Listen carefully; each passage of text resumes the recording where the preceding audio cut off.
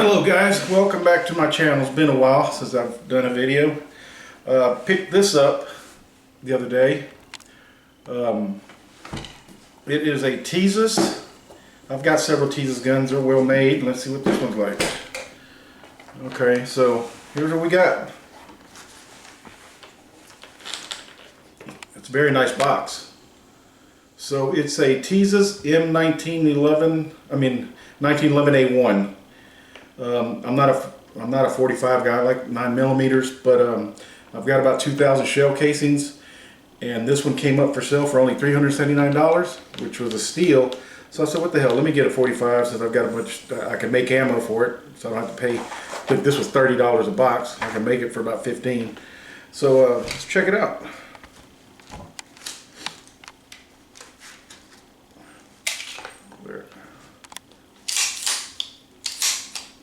Alright, she's clear.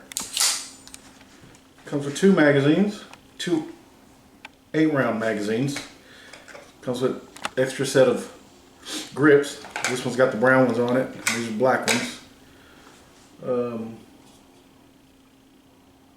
guess, yeah, these are just your standard full-size 1911 magazines.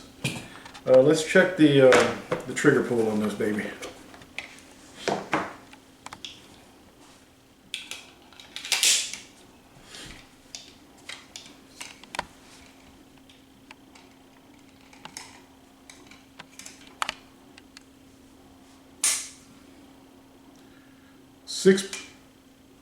A little over 6 pounds.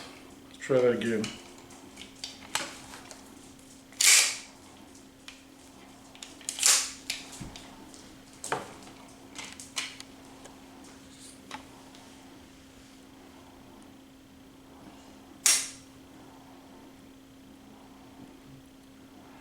About 6¼ pounds.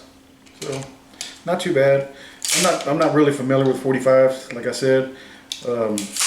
Feels good, doesn't rattle, real tight. One thing I don't really like, I'm going to have to change that out just looking at it right now, is take a look at the sights. They're 3-dot sights but with no dots. So I'm definitely going to change those out. But what can you expect for $379 to have a GI model? The official name is this 1911A1 Service Special.